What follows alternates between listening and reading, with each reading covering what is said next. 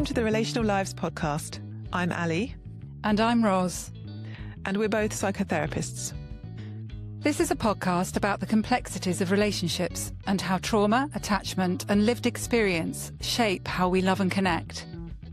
Because relationships are rarely simple, and we want to give you the understanding to unlock your relationship's full potential.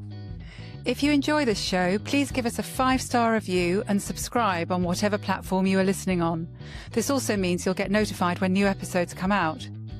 And we enjoy engaging with our listeners, so do reach out with your comments, or you can email us at relationallives@gmail.com. Hello, and welcome back to Relational Lives. This is one of our Dear Therapists episodes, where we respond to your real-life dilemmas, and today's 2 questions both centre around growth and change in relationships. Our first listener is reflecting on a lifelong pattern of avoiding communication, something learned in childhood, and is now asking, am I the problem, or do I just need support to do this differently? Our second dilemma comes from someone in a 25-year relationship who feels they've outgrown their partner. The connection feels lost, but with so much history, love and security at stake, they're asking, how do you know whether to stay and try or let go? 2 very different situations, but both really speaking to how we evolve and what that means for our relationships. So stay with us and listen to these Dear Therapists dilemmas.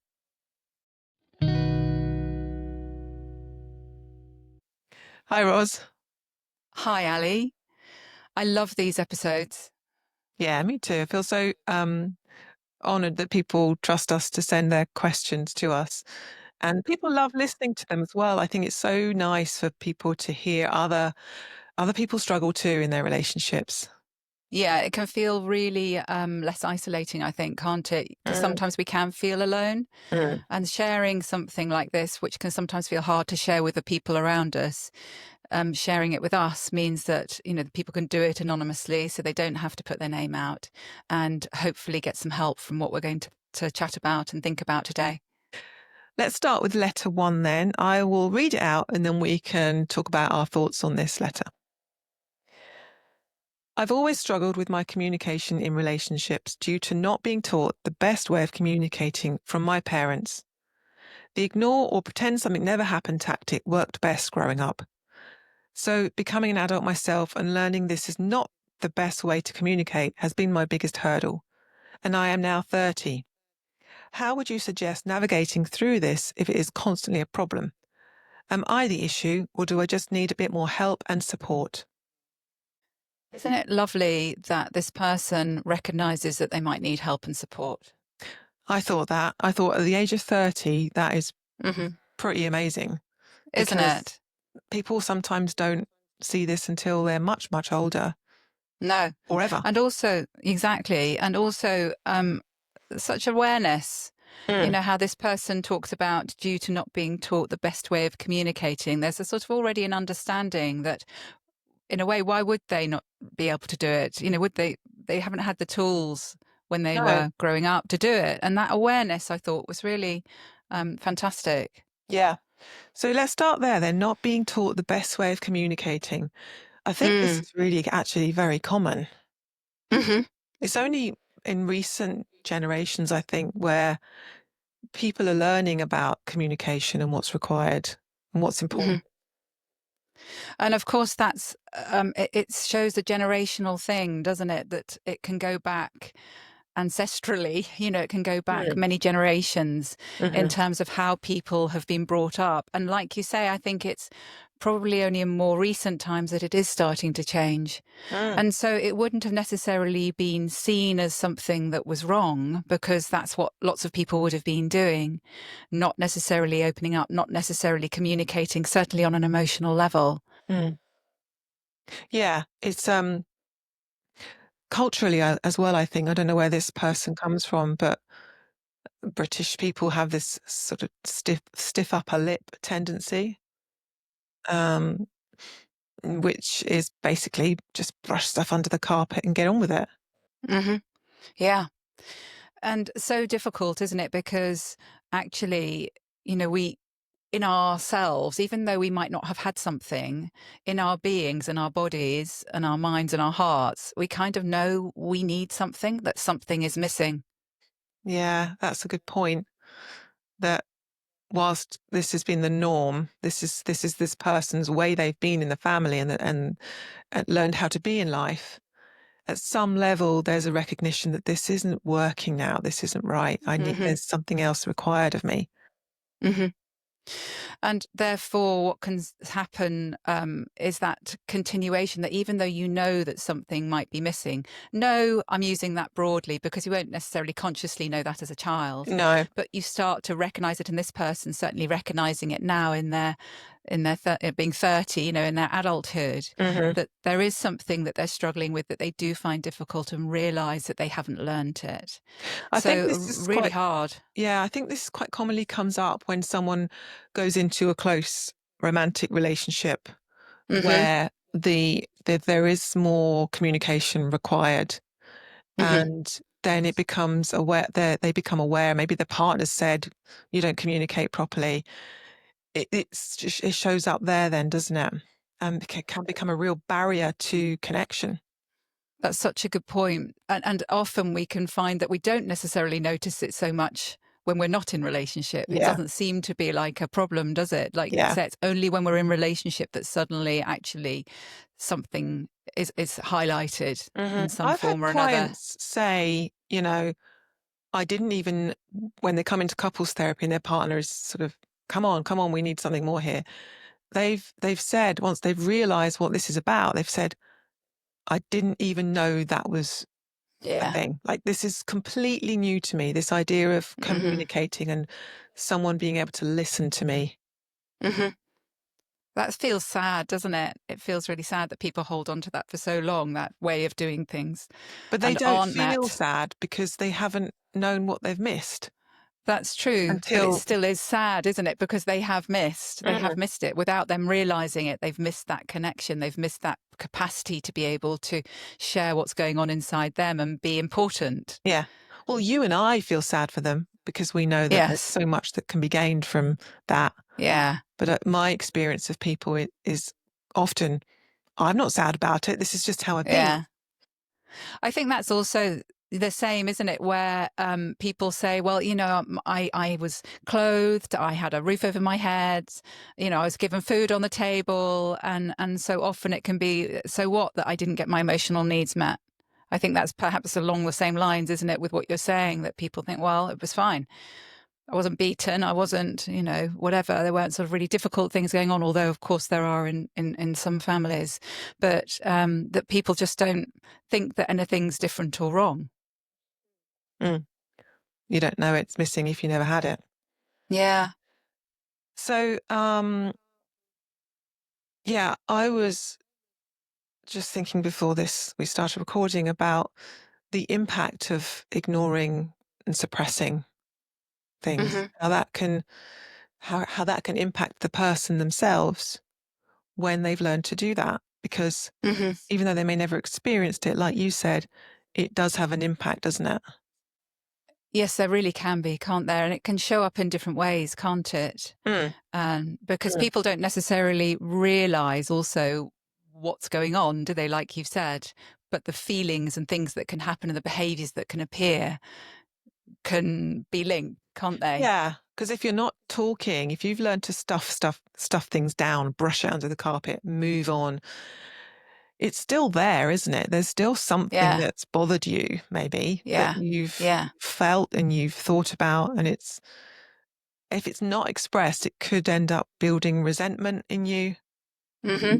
And that part that gets bigger and bigger, and that then eats into the relationship.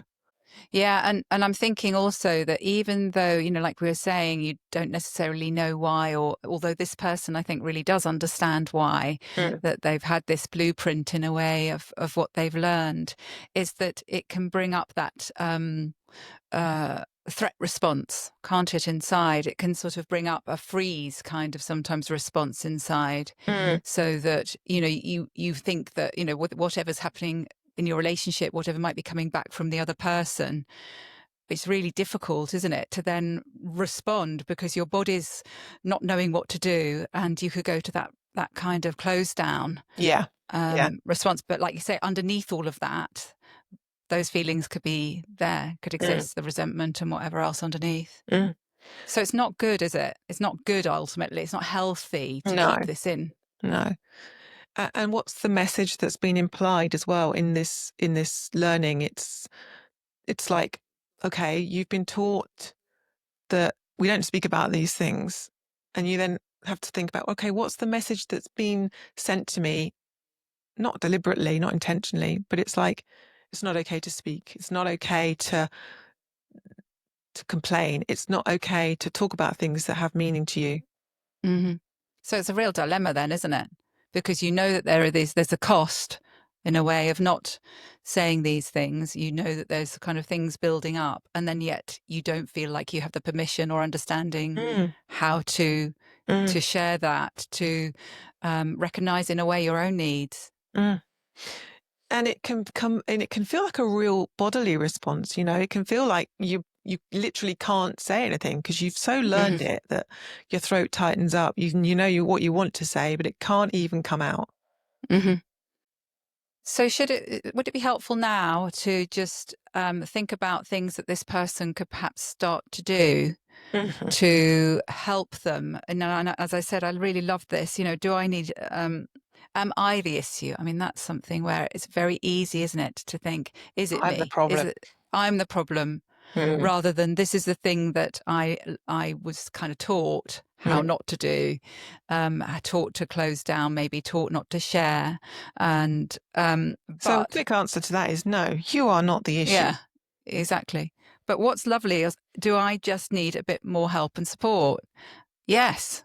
Yeah, Be- because if you haven't learned something, then of course it's going to be something new, something that has to be learned now. yeah. And most of us have got something that Yeah. we don't naturally have within us that we have to learn. Yeah. And what's so lovely about this is the neuroplasticity, isn't it? Is the fact that even though we haven't had something or haven't learned something, we might know on some level that we're missing it, but that actually by learning, by practicing something, we can kind of develop that new neural pathway. And Mm, even though we might find it difficult still, we are able to actually go through it each time and find it potentially a little bit easier each time. mm. Yeah, so that's hopeful, isn't it? Hmm. That can be learned. So Hmm. what can this listener do to help? Um, Listen to our podcast.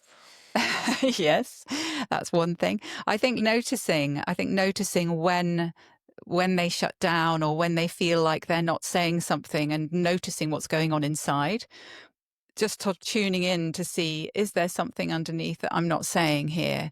Am I feeling resentful? Am I feeling like something's not fair? And just notice that.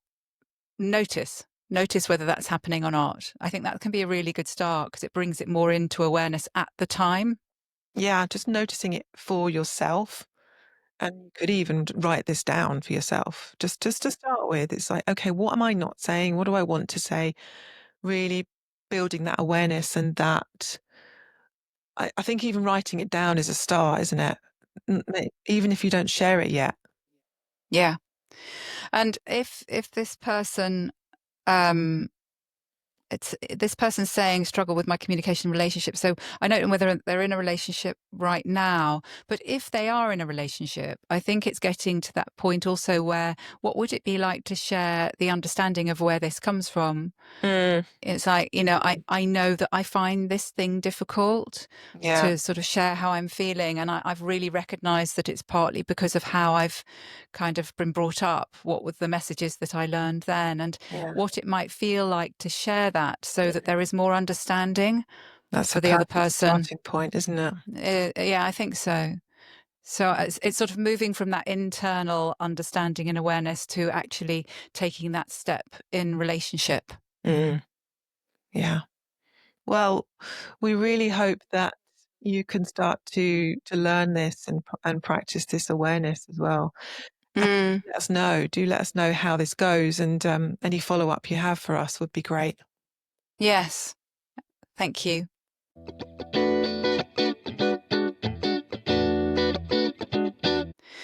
So, letter number 2. Yeah. Shall I read that out? After being in a relationship for 25 years, I feel I have outgrown my partner mentally and spiritually. The connection is lost. I feel I've progressed and evolved in my life, and my partner has stayed the same. I don't feel understood at all and cannot engage in small talk or shallow conversation. We've grown apart. The thing is, how are we supposed to know if it's best to accept defeat and go our own ways when there is so much at stake, such as security, home, history, and deep down love? I don't think this is uncommon. Not at all. Not at all. After 25 years. It's a long time, isn't it? And, I don't know whether this person, whether they've got kids or, Mm. there might have been there will have been a lot of shared things in that time. Well, there could, for 25 years, there's going to be most likely, nobody gets away for 25 years without really difficult stuff happening. No. So there's probably a lot of things that they've gone through together separately. Mm-hmm. And it's interesting, this word, outgrown. I feel like I've outgrown my partner. And so that suggests that this person has perhaps been doing work on themselves or thinking about what might be important to them, but somehow, like you say, has been doing that perhaps more on their own. And if there's that small talk thing going on only, it sounds like that's not being shared, is it? It says they don't even engage in small talk, isn't it? Yes, actually, it does. I cannot engage in small talk or shallow conversation. No. Well, I think it sounds as if there might be small talk there, but this person just doesn't want to engage in it. It's just not deep enough. It's not enough for them. Ah, I okay. think they want something more. Okay. And this growing apart. So I just think this is a really common thing. I think after this sort of length of time of a relationship, unless there has been the work that's gone on during the relationship with those difficult times that you spoke about, which, like you say, we all have. Relationships can be really hard. They take work. And if that hasn't happened or happened at different speeds or in different ways, I just think it's really understandable. People feel like, gosh, what's left? What do we have? I'm not with the same person, perhaps, or I'm not the same person that I was when I was first with this person in this relationship. And we don't know what the other person has or hasn't done to grow themselves. Because what can happen is, like you've said, it's this one partner continues to grow. I think that's life, isn't it? Ideally, you're continuing to grow, to learn, to better know yourself. And sometimes something can keep someone quite stuck. Yes. And there's going to be probably good and valid reasons again why that is. It might be that there are all sorts of sort of fearful obstacles in the way for that person that they find hard to face themselves or hard to face up to those difficulties that are in the relationship for reasons. But it still means that this is going to be really difficult between them if they are in a different place rather. So I'm wondering what those are, what has happened and what are the things that are stopping them share more deeply. What aren't they attending to in a way, or what haven't they attended to in their relationship Yeah. to address things that perhaps nearer the time that they were happening? Because I wonder if there's been a build up. Yeah. Well, we experience that most of the time there has been a build-up, or certainly a maintaining cycle that just deepens and deepens, doesn't it? Yeah. Yeah. Further and further apart, to the point Yeah. where people often wonder, like this writer it's like, is this worth saving? Am I done? Do we need to separate? I mean, they Yeah. haven't said that, but it's implied in that. Do Yeah. we need to separate? Or is there, there's a deep love here? Yeah, it's a real sort of a contrast, isn't it? The deep down love. And is that deep down love something which is about familiarity and Mm, about security and mm, all those things they've kind of got used to? Um, like this person says, security, home, history, and deep down love. There's a lot there, isn't there, that can help us feel safe in one way. mhm. Yeah, and this sunk costs idea of we've had 25 years, we've got a home together, we have all this history together. Maybe they've got, don't know if it says if this person has children, but all of that, it's really hard to think about separating, isn't it? Yeah. Yeah. So a real dilemma, it sounds, because there's sort of maybe a bigger part of this person that thinks, I'm not getting what I need. I don't know whether we should be staying together anymore. And yet this other pull of what's familiar, the history, and this kind of deep down love. I want to just come to that word defeat, which I think is an interesting one. Where did this person say? Oh, yes. Is it best to accept defeat and to go our own ways? And I think it's really important that we reframe that slightly, because Okay. I don't think it's necessarily about defeat.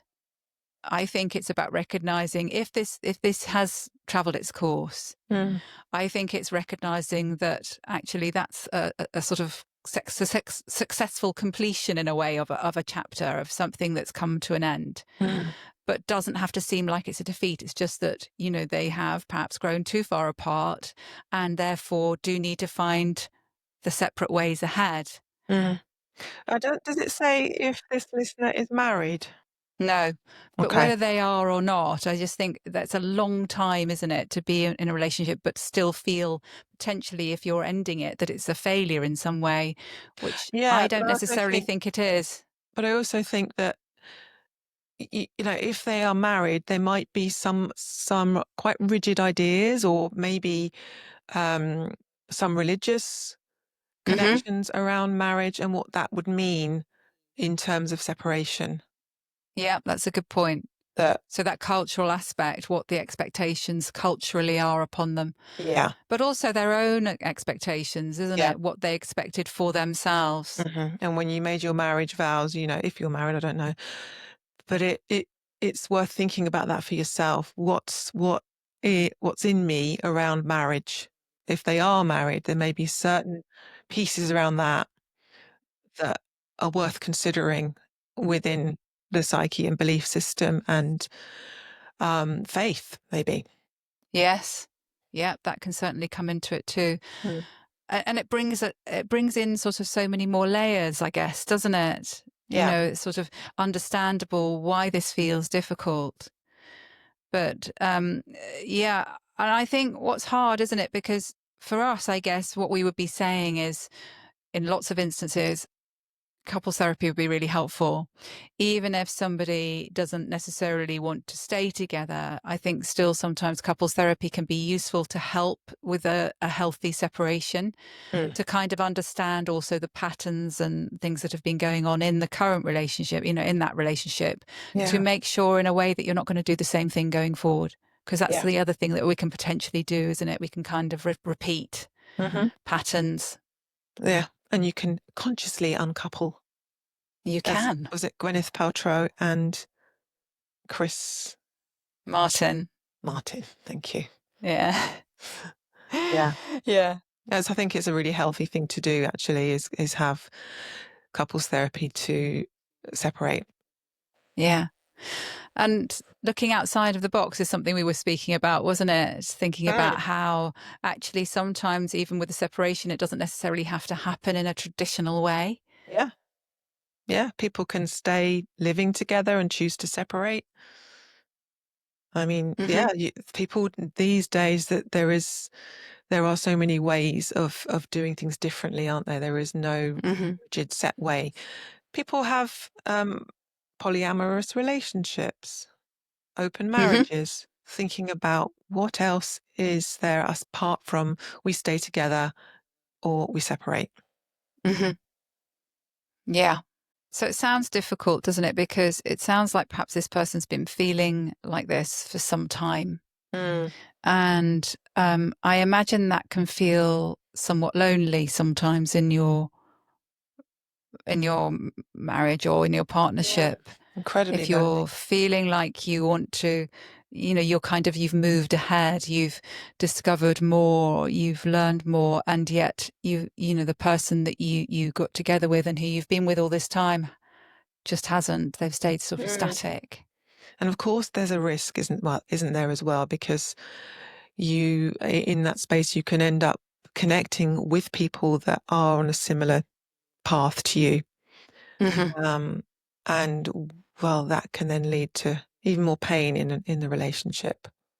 Yeah, that's something I'm sure we will cover in another episode, but that's that kind of betrayal thing can come in very easily when we're feeling vulnerable, when we feel like we're not getting our needs met. It's very easy, isn't it, for that to kind of happen somewhere that you might, like you say, meet somebody else who is then suddenly seeming like they're meeting your needs and you've got a connection with.